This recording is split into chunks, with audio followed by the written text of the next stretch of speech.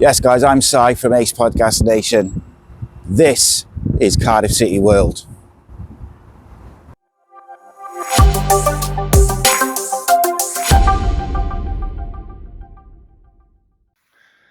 Bluebirds striker Brian Clark used his razor-sharp football brain to score a delightful goal against Millwall at Ninian Park. The second division match was played in December 1968 when Clark outsmarted Millwall goalkeeper Brian King. The Bristol-born forward was playing alongside John Toshak in the Cardiff City attack against a Millwall club he would play for in the future. Both men, Clark and Toshak, scored in a 2-0 Bluebirds victory. Frosty conditions affected the build-up to that Millwall fixture, with strange training sessions held on Barry Island Beach, on the forecourt outside Ninian Park's main entrance, and on the Grange End terracing. The weather had forced manager Jimmy Schooler's hand, and he came up with solid ideas to keep his players training hard. We were struggling to find somewhere to train, recalled Clark. Our pitch was solid, and the park across the road was rutted. On the Wednesday, Jimmy Schooler took us to Barry Island, and we trained on the beach. While on the Thursday and Friday, we put a rope across the main entrance at Ninian Park and played head tennis before training on the Grange End terracing. The result was that win against Millwall, a crucial victory in a big season for Schooler and his men. City had earned 5 wins in a 6-match unbeaten run, including a 5-1 success at Fulham, and they were edging closer to the leading clubs. When the Lions from London arrived in South Wales, they were sitting third in the table on 27 points, one ahead of Schooler's men.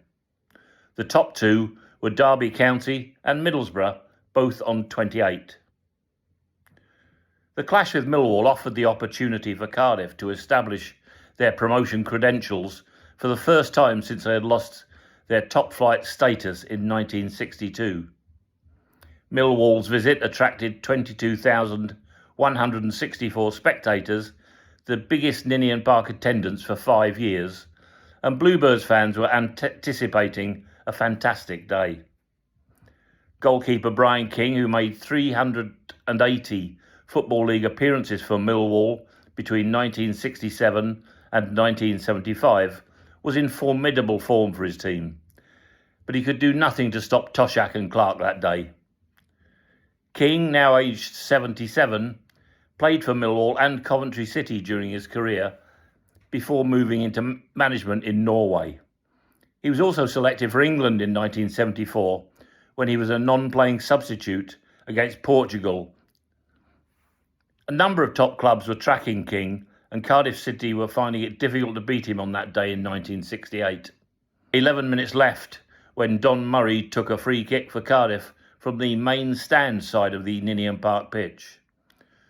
Tosh won the ball at the far post and headed back across to Clarkey, who headed it back to his strike partner. Toshak had continued his run and nodded powerfully past King at the Grange End. The two hitmen had netted 24 goals between them for City at that stage, and there was one more to come on that day. That was the special Clark strike. In the last minute, Millwall were awarded a free kick on the edge of their 6-yard area. Clark said, "I'd noticed that Brian King was struggling in his run-up to take free kicks and goal kicks at the Grange End because of the state of the pitch. He hadn't changed his boots at half-time because there had been no problems at the Canton end. He managed to get length on the ball in the second half despite slipping.